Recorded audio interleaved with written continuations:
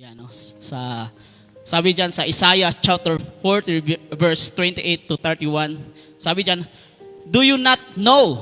No? Have you not heard? The Lord is the everlasting God, the creator of the ends of the earth.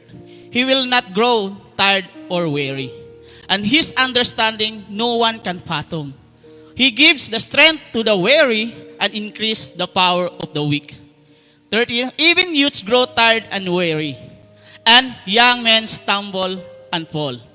But those who hope in the Lord will renew their strength. They will soar on wings like eagles. They will run and not grow weary. They will walk and not be pained. Amen. Hallelujah.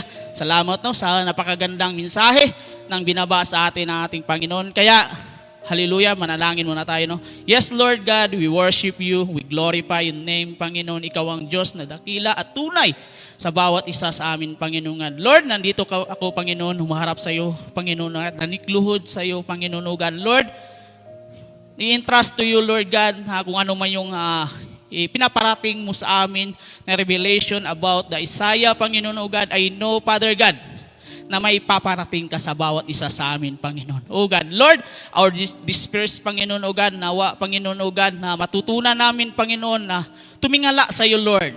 I know, Father God, na hindi man ako masyadong may karunungan, kaalaman, Panginoon, at kaunawaan, Panginoon, Lord God. Humihingi ako sa iyo, Lord God, ng wisdom, knowledge, Panginoon, at understanding, Lord God. Nawa, Panginoon, guide mo ako, Panginoon. Hindi nila ako ang makikita, kundi ikaw lamang, Panginoon, ang iyong kalakasan, Lord God. Lord, I know, gamitin mo ako, mightily, Panginoon. I-anoint mo ako in the name of Jesus, Panginoon, O God. Lord, iniimbitahan namin, Panginoon, the Holy Spirit upon us, Panginoon, O God. Yung presensya mo, Panginoon, ang dumaloy sa bawat isa sa amin, Panginoon, O God. Lord, i-rebuke namin, Panginoon, kung ano man yung antok, Panginoon, O God, mga kaguluhan, Panginoon. I pray in the name of Jesus, Panginoon, cast it out, Panginoon, O God. Nawa, mag-focus kami, Panginoon, kung ano man yung binaba mo na mensahe para sa amin, Panginoon. We thank you, Lord God. Dakilain ka, purihin ka, pasasalamatan ka sa pangalan ni Jesus. Amen at amen. Tayo po yung umupo, mga kapatid, no? Amen, no? Hallelujah. Sa bawat isa, palakpakan ng bawat isa kasi nakakaranas tayo ng kagandahan ng ating mensahe ngayon, no? Yung binaba sa atin ng ating Panginoon sa tungkol sa Isaiah. Ito po yung time na kailangan ng Israelites ng comfort ng Panginoon. Amen, no? Kasi nga, nawawalan sila ng pag-asa kung anong yung mga bagay na kinakatakutan nila, no, mga kapatid, no? Kaya nga, mga kapatid, dito po, minimungkahi ni Isaiah, no, na meron tayong Diyos. Meron tayong Diyos na laging nandyan para sa atin. Amen? Kaya nga, no, mga kapatid, no, lahat tayo, kailangan natin ng pag-asa. Amen? Kailangan natin yung pag-asa na yung kapaguran natin sa bawat isa sa atin. Amen? In the verse 27, sinasabi doon, dispersed, no? Nawa, no, mga kapatid, na tayo, na bilang isang Kristiyano, we need our hope in our Lord Jesus Christ and sa ating Diyos Ama. Amen? Hallelujah? No? Kaya nga, mga kapatid, no, na ang bawat isa sa atin, mayroong kapaguran. No? Amen? Our disperse, ano yung disperse? Kawalan ng pag-asa. No? Amen? Hallelujah.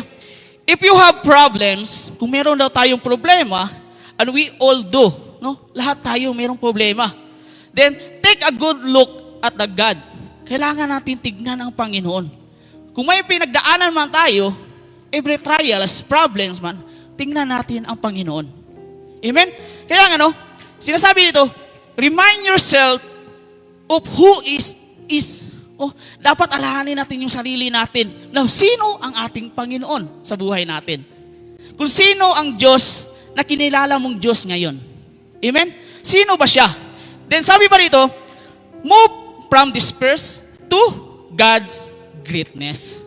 Dapat ay wag natin, yung kawalan natin ng pag-asa, dapat doon tayo sa kadakilaan ng Diyos.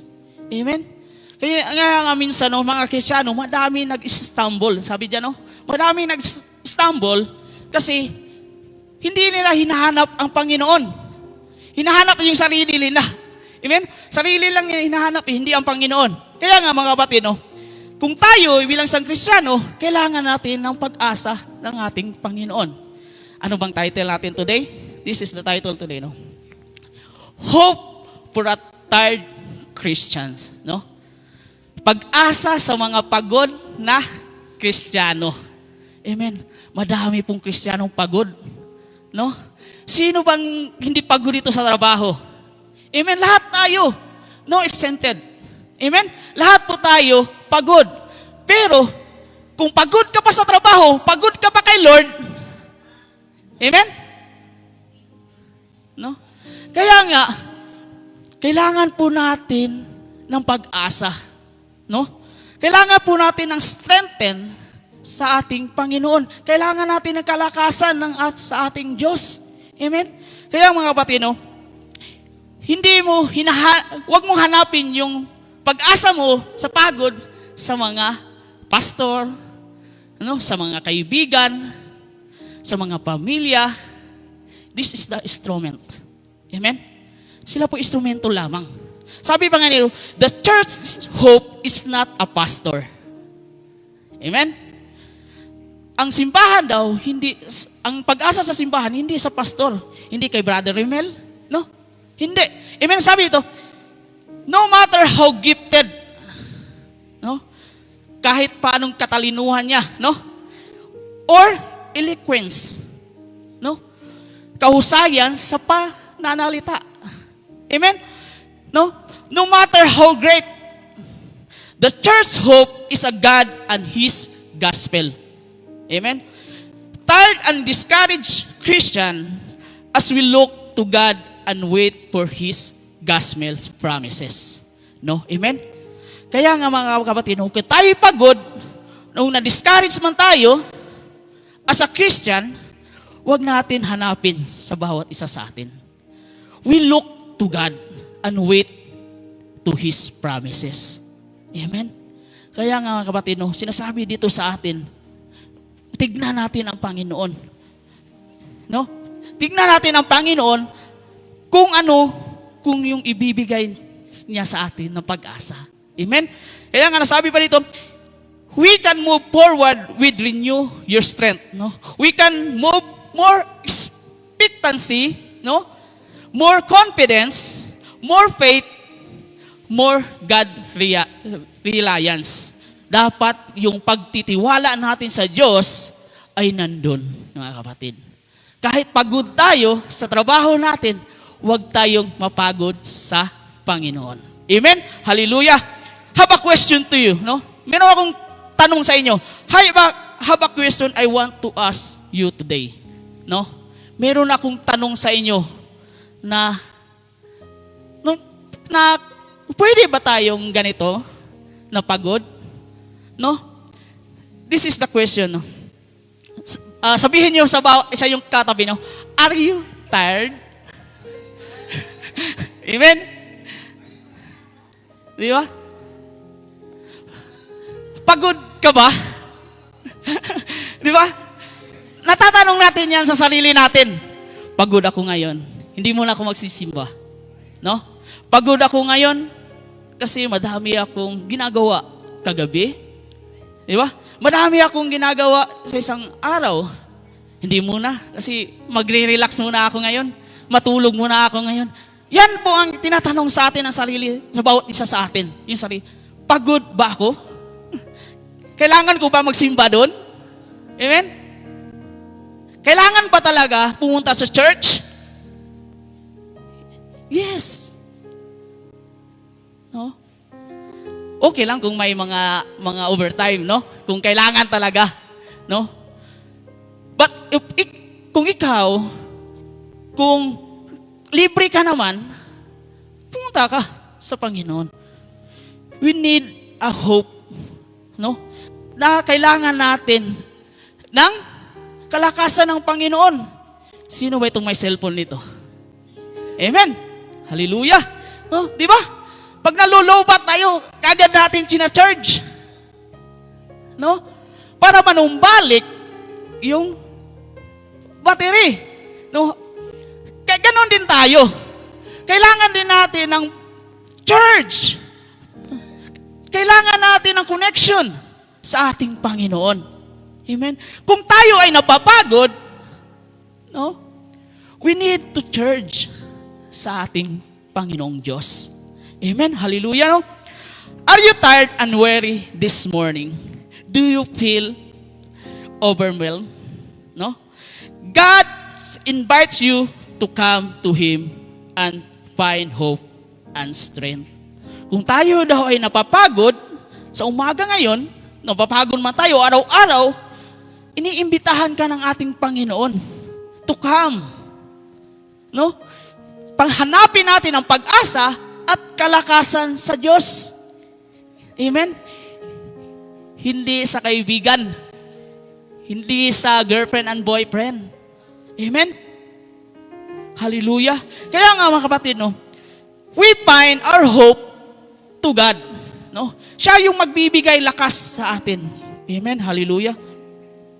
But every one of us, no, pag nagsisimba tayo, sulitin natin, i-enjoy natin. No? Makinig tayo. Kung may awitan, itaas natin kamay. Buti pa yung kahoy. No? Gumaganon pa, oh. Yung puno. Di ba? Sumasayaw. Ikaw hindi. Tumataas. Kahit tumataas, hindi. Di ba? Pagod ka ba? No? Kaya nga, tinatanong sa atin ng Panginoon, pagod ka ba sa akin? Amen? Kaya nga, mga kapatid, kung may concert, grabe. Grabe tumatalon pa eh. Di ba? Tumatalon pa. Di ba? Pag nagpupuri sa Panginoon, kahit kamay, meron ka namang paa at kamay. Yung kahoy nga, walang paa at kamay. Di ba? Sumasayaw. Kaya nga, huwag tayong mapagod. Alam nyo ba, practice lang dito. Practice lang tayo nag-praise and worship. Alam nyo ba? Amen? Kaya mga kapatid, practice lang dito. Pero kung nandun na tayo sa taas, habang buhay tayo, praise and worship sa Lord. Amen? Ganun po, huwag tayong mapagod. Amen? Kaya inanyayaan tayo ng Panginoon na our worship to praise the Lord, kailangan ibigay yung buhay natin. Ibigay natin yung sarili natin, magpuri sa Panginoon. Kasi nga, practice lang tayo dito. Nagpa-practice lang tayo. Rehearsal lang. Amen? Kaya nga, ang mga anghel nga nanikluhod pa Amen? Nang magpuri sa Panginoon, tayo tao pa. Amen? Kaya nga, ultimo lang tayo. Yung, walang kakayanan, walang kapangyarihan. Pero ang anghel, yung angel, nagpupuri sa Panginoon. Amen? Kaya nga, tayo bilang isang Kristiyano, kailangan natin ng kalakasan. Dapat ibigay natin yung buhay natin sa Panginoon. Amen? Hallelujah? Sabi ba dito, no? The greatest need we have in this broken and discouraging world is to lift our eyes and see God for who He is. No? Tignan natin ang Panginoon. Kahit man wasak man itong mundong ito, madami mang discouragement sa mundong ito, huwag niyo tingnan yan. Kasi nga mapapahama ka. Huwag mong tingnan kung ano yung niniling lang ng mundong ito. Tignan mo ang ating Panginoon. Sabi pa dito, no? God is our only hope and the worse the world gets, no more we need to this. No, hindi natin kailangan ng mga bagay sa mundong ito. Ang kailangan natin, ang Panginoong. Amen. Dapat ang kailangan natin sa bawat araw ng ating buhay, kundi ang Panginoon lamang. Amen? Sabi pa dito, no? Discouragement and tired people of God, stop looking at your problems. No? Nung panghinaan ka man ng loob at napagod ka, huwag mong tignan yung problema mo. Kasi problema lang yan Amen? Kasi nga, kung titignan mo yung problema, kinabukasan problema pa rin. Amen? Pagod ka, yung mind mo, walang peace. Amen?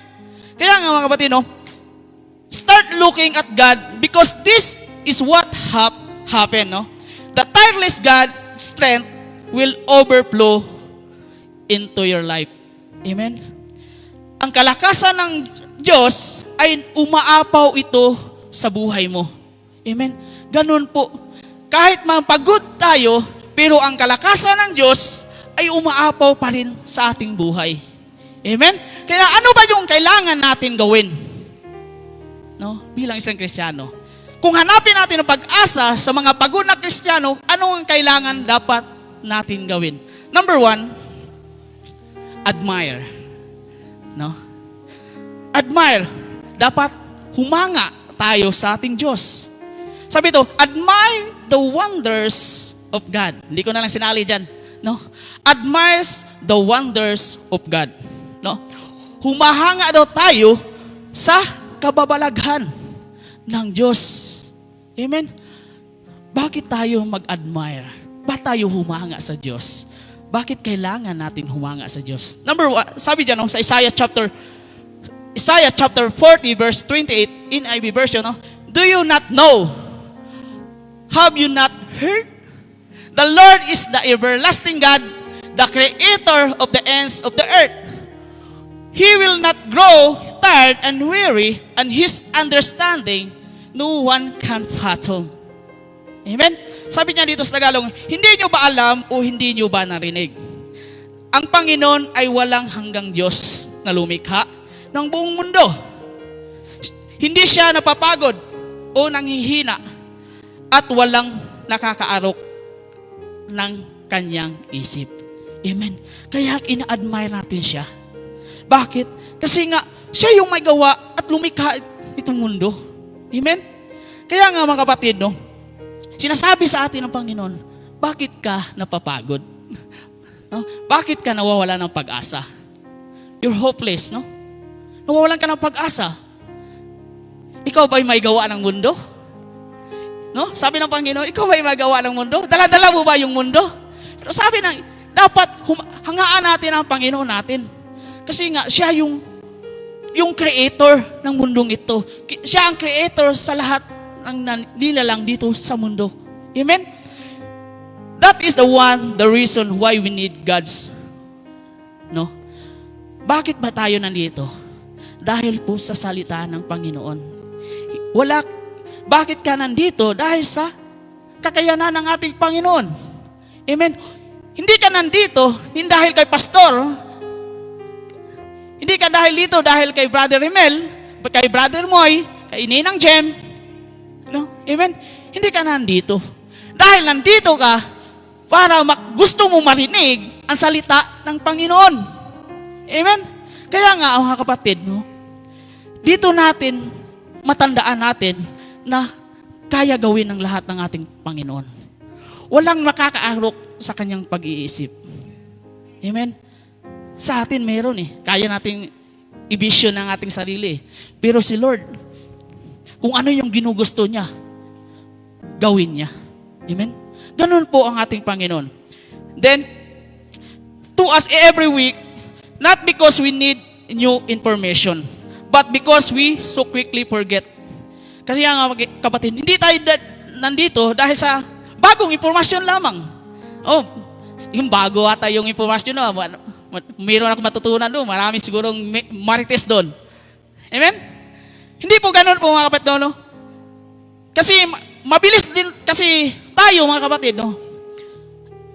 Pero nakikita ko, no? Pero ano ko din to, no? Sa ating sarili, no? Ngayon, narinig natin yung salita ng Panginoon. Pagtatanungin tayo next Friday, naalala ba natin yan? Amen? Naalala ba natin yan kung anong mensahe nung next Friday, nung nakaraang Friday? Amen? Di ba? Minsan kasi, nilimot natin kung ano yung pinaparating sa atin ng ating Panginoon. Kaya nga sabi dito, but because we so quickly forget, no? Nakakalimutan, mabilis daw tayong nakakalimot kung ano yung pinaparating sa atin ng Panginoon. No, di ba? Buti pa nga yung mansari at anniversary yun natandaan nyo pa Di ba? Kahit matagal nga, isang taon nga, isang buwan natatandaan mo pa. Amen? Kaya nga mga kapatid, no, kung anong binigay sa atin, ibinaba sa atin ng Panginoon, tandaan natin. Kasi nga, hindi ito para sa akin. para sa ating lahat to. Amen? Ganito po dapat, no? Hanapin natin ang pag-asa natin. Kahit pagod tayo, dapat hangaan pa rin natin ang ating Panginoon. Amen? Then sabi pa, no, what did they need to remember? No? That need to remember three things about God. No? Ano ba ang kailangan natin tandaan? At ano ang kailangan natin tandaan sa ating Panginoon? No? Number one, no? Isulat niyo na lang, no? Number one, God is eternal. No? Walang hanggan ang ating Panginoon. Kung ano siya dati, ganun din siya ngayon. Dapat hangaan natin ang ating Panginoon. Kaya nga, hindi nagbabago ang ating Panginoon. Ikaw lang yung nagbago. Amen? Kaya nga, no, dito natin maranasan na kahit pa gaano ka kasuway, no? Sa ano ba? Kasaway, no? Na isang anak, pero ang Panginoon hindi pa rin nagbabago. Ang Diyos hindi nagbabago. Kasi alam niya na babalik at babalik ka rin. Amen? Then number two, God is creator. Siya ang may likha sa lahat. No? Kung ano yung nakikita natin, siya yung may likha. Sabi pa dito, no? He made everything. He is not short on power. No? No? Lahat na nandito, ginawa ng Panginoon, sabi na, kulang ata yung kapangyarihan mo, Lord ah. Ba't hindi mo ito ginawa, Lord? Ba't hindi mo ito binigay sa akin yung panalangin ko? Kulang ata yung kapangyarihan mo, Lord eh. Di ba? Baka ikaw kulang yung panampalataya mo. Amen? Kulang yung trust mo sa ating Panginoon. Si Lord hindi nagkukulang. Amen? We never need to worry that any of this beyond is control. No? I know, lahat nandito sa ginawa ng ating Panginoon, siya ang may control. Amen? Bakit tayo mapapagod? Hanapin natin. Hangaan natin ang ating Panginoon. Lastly, God is untiring. No? Hindi napapagod ang ating Panginoon. Amen? Ganun po ang Diyos natin. Ganun po ang Diyos ang bawat isa sa atin. Hindi siya napapagod. He never grows tired or weary, but is forever fresh, always alert, always able. Amen? Nandyan po mga kapatid, hindi po siya napapagod ang ating Panginoon. Lagi po siyang presko, no? Lagi po siyang sariwa. Amen? Lagi po siyang nandyan para sa atin kung anong yung pangangailangan natin. Kaya nga mga kapatid, si Lord hindi napapagod. Napapagod tayo. Magpuri sa Kanya. No? God gives of His strength to those who look to Him. And because of this, their strength will be renewed. Amen? Kung tayo ay titingin sa Diyos, kung tayo titingin sa ating Panginoong Hesukristo, ang ating kalakasan, yung pagod nating katawan, pagod natin ng spiritual, ay bibigyan tayo ng panibago. Amen? Kaya ganun po ang mga kapatid, no? Ganun po dapat natin hangaan ang ating Panginoon. I-admire natin siya kung gaano niya binuti niya ang bawat isa sa atin. No? Kahit pagod tayo, madami tayong ginagawa. Kung pagod man tayo, pahinga ka. Kinabukasan, labanan mo ulit. May kasaling prayer, devotion. Kasi nga, kung napapagod tayo, we need rest. No? Huwag mong labanan kung hindi mo na laban. Amen? Kaya nga, kaya gawin natin ito. Dapat tignan natin ang Panginoon at hangaan natin kung anong yung ginagawa niya bawat sa atin. Number 2, we need to admit. No? Admit your weariness to God. Amen? Huwag mong malakas ako, Lord. Hindi ko na kailangan yung pag-asa mo, Lord. Kaya ko gawin ito. Amen? Kaya ko lahat dahil sa katalinuhan ko, Lord. Dahil sa knowledge ko, Lord, kaya ko to. Pero hindi eh. Tao tayo eh. We need God to admit kung ano yung hinanakit mo, kung ano yung kapaguran mo sa buhay, kung anong problems, circumstance, trial. We need to admit to God. Ano sabi? Ano sabi diyan sa Sa Isaiah chapter 40 verse 29 to 30, sabi niya, He gave strength to the weary and increased the power of the weak. Even youths grow tired and weary, and young men stumble and fall. Kaya nga mga kapatid, we need to admit sa ating Panginoon. Kasi nga, pinapalakas niya ang mga nanghihina at ang mga napapagod. Kahit nga ang mga kabataan ay napapagod, nalupaypay, at nabubuhal. Amen? Kaya nga, sinasabi dito sa atin, ini-imagine natin kung ano yung mga kabataan. Ito po yung young Christian. Di ba? Ito po yung Christian na sala sa lamig, sala sa init. Yung maaligagam na Christian. Amen? Kaya nga mga kapatid, kahit nga tayo bilang baby Christian, youth Christian, napapagod din tayo. Kaya nga,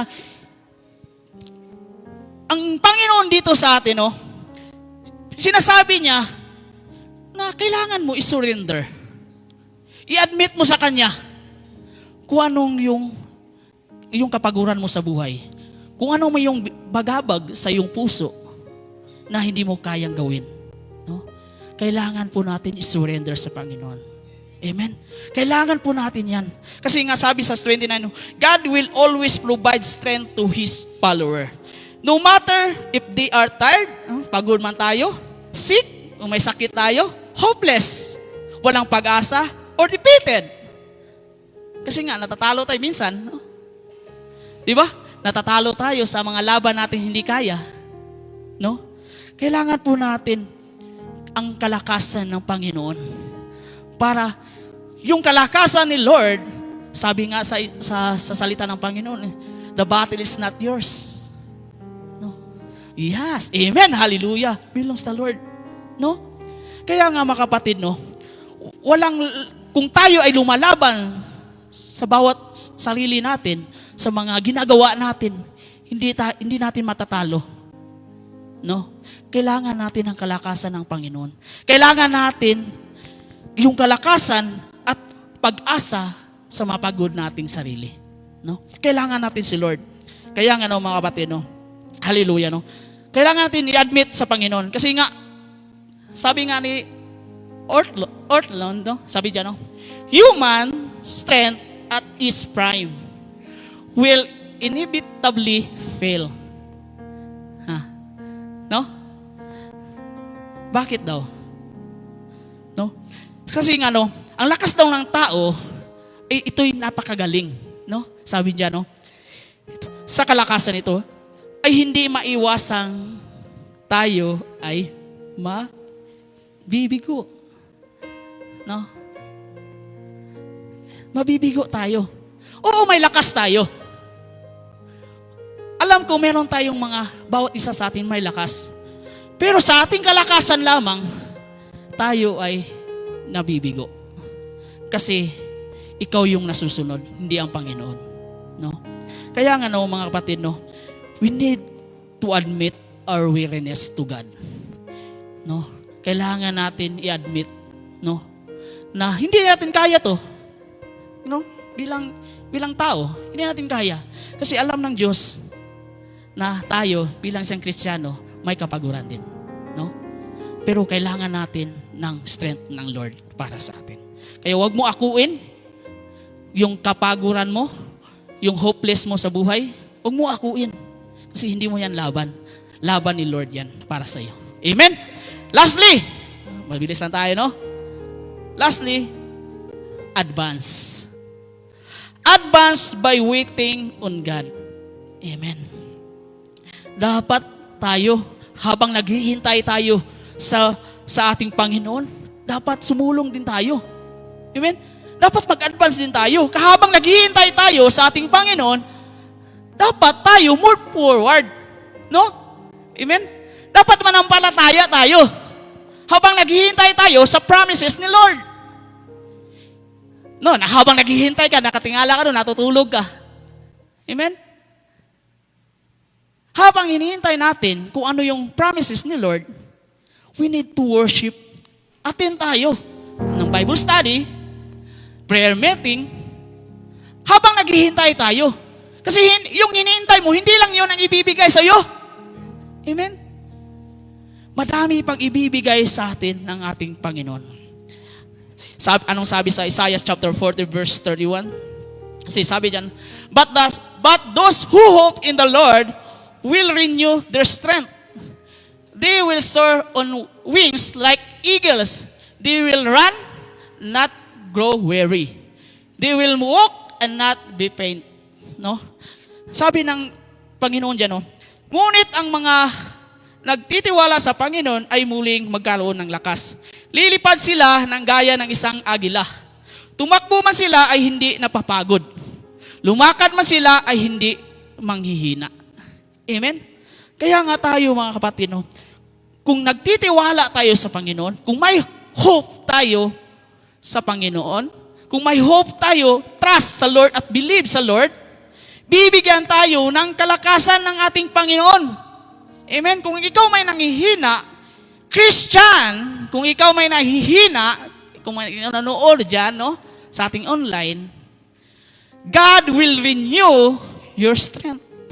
Amen? Kaya nga mga kapatid, no, huwag natin tignan ang ating bawat isa sa atin. Kasi nga sabi, third Christian, what's going to help us not just endure, but advance? No? Kung tayo ay pagod na Kristiyano, ano yung gagawin natin at paano tayo tutulungan ng ating Panginoon? Kailangan natin sumulong sa kanyang gawain, sa kanyang panalangin, sa kanyang ginagawa, Bible study, at pagtitiwala sa ating Panginoon. Dapat ganun tayo. Kung tayo pagod, basahin natin ang Bible app natin. Sayang yung iPhone 15 mo kung walang Bible apps. Sayang yung GB ng cellphone mo kung wala ka ng Bible apps. Amen? Ang sarap na nga ng buhay natin eh. Binigay na. Dinownload na ng ating Panginoon eh. Di ba? Ininalagay na para hindi na tayo mahirapan. No, hindi na tayo magdadala ng Bible. Na ganun. Di ba? Minsan, nabibigatan pa tayo eh. Di ba? Pagising natin sa umaga, uy, may update. Amen? May notification. Kailangan natin, hindi Facebook muna. Peace the book of the Lord. Amen? Unahin muna natin yung salita ng ating Panginoon. Kaya nga mga kapatid, no, bakit advance? Kaya gusto natin, ang bawat isa sa atin, kailangan natin gawin lahat kung ano yung pinapagawa ng ating Panginoon. Tignan natin yung eagles. No? Yung agila. Di ba? Kung may nakikita siyang gusto niya kainin, talagang dive agad eh. Di ba? Hindi niya pinapalampas agad. Kung may makikita siya na isda, kukunin niya kaagad. Amen? Dapat ganun tayo. Dapat pag lumipat tayo, pag tayo bilang isang Kristiyano, dapat hindi tayo na malupaypay. Dapat maging isang agila tayo. No? Mag-advance tayo. Yung isip natin, advance natin. Yung isip natin, tingnan natin kung ano ang pinapagawa sa atin ng Panginoon. Amen? Kaya sabi pa dito, no? Not our own strength, but God and His gospel look to Him today and rely on His promises and see what God will do through your life and your church. Kaya mga kapatid, no, dahil sa ating Diyos, dahil sa Kanyang mga salita ng ating Panginoon, dapat natin tignan yun. No? Kasi nga siya yung nagbibigay sa atin ng kalakasan kung ano yung ginagawa natin sa simbahan, sa araw-araw natin. Kaya nga mga kapatid, instead of giving up in their difficult situation to faint, nanghihina tayo, or to fall exhausted, no? Pagod na pagod tayo, yung nanghihina tayo, na hindi na tayo, gusto mo nang mag-give up eh. Di ba? Ayaw ko na, kasi pagod ako eh. Ayaw ko na kuwan talaga, hindi na ako mag-aatin kasi pagod ako eh. Amen? Sabi niya sa verse 31, to wait the Lord means to have expectant and confident trust in God and His promises. Amen? Kaya nga tayo ay maghintay sa ating Panginoon at magtiwala sa Kanyang mga pangako sa ating buhay. Amen? Sabi pa ito, and His promise, knowing that God has heard us and know our situation and will come true. No? Alam ng Diyos at narinig ng Diyos kung ano yung sitwasyon natin ngayon. Kung ano yung nilalaman ng puso mo ngayon, alam ng Diyos at narinig niya yan. Amen? Kaya nga mga kapatid, huwag natin sarilihin natin yung problema. Amen? Kung may problema man tayo, share natin. Kasi nandito yung mga prayer warriors, nandito yung mga kapatiran. Amen? Nandito ang ating Panginoon. Ipapanalangin natin yan. Amen? Kaya nga, minsan kasi, may time na gusto natin gawin, pero hindi kaloob ng Panginoon. No? Merong time na gusto natin, sige na, gusto itong gawin eh. Gusto ko talaga ganito. Pero ayaw ni Lord eh. Baka ipapahamak mo. Baka kababagsak mo. Diba? Ikahihina mo. Diba? Ayaw ni Lord ng ganun. Ang gusto ni Lord, yung the best na ibibigay sa'yo. No? Amen? Yung the best ibibigay sa'yo ng ating Panginoon. Sabi no, when we do the passage, we say, no, we will rise up on wings like eagles. No? The greatest of birds with strength to spare. No?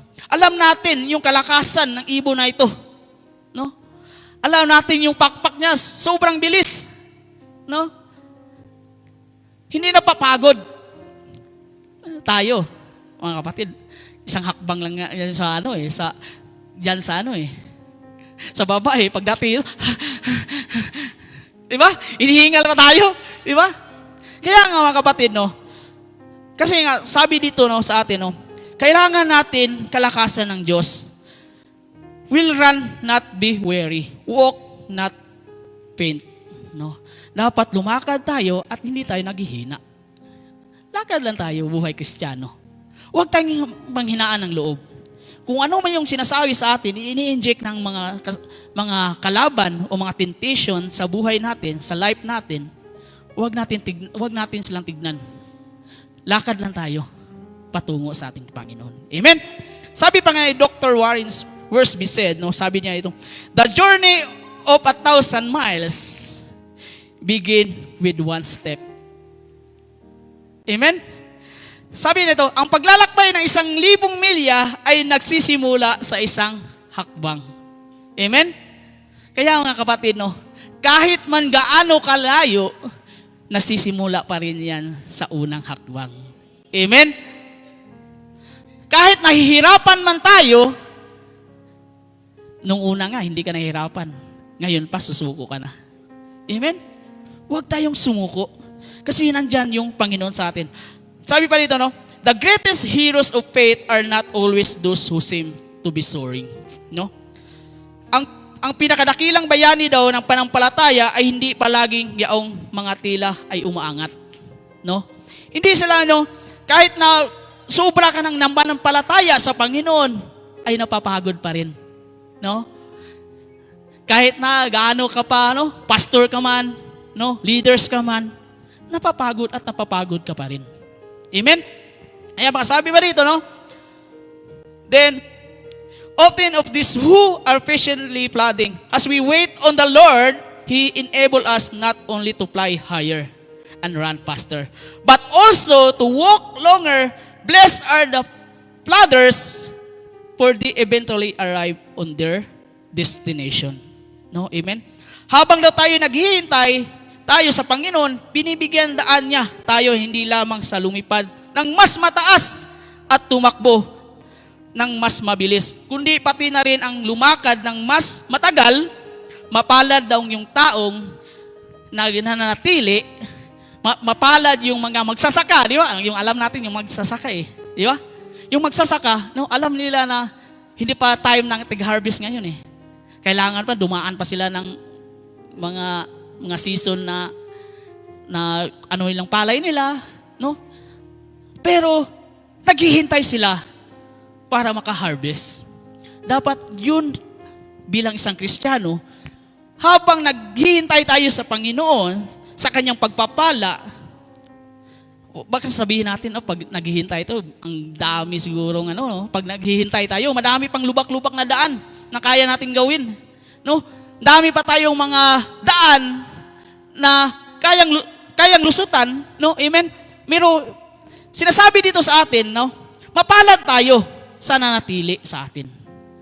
Kung nanatili ka sa Diyos, ay mapalad ka. Sapagkat sa wakas na nakarating sila sa kanilang destinasyon. Ganun po mga kapatid. Kahit man milya-milya yung problema natin, nagsisimula din yan sa maliit. Amen? Kaya patuloy tayo sa ating Panginoon. Kaya nga, ibigay natin yung buhay natin sa Lord.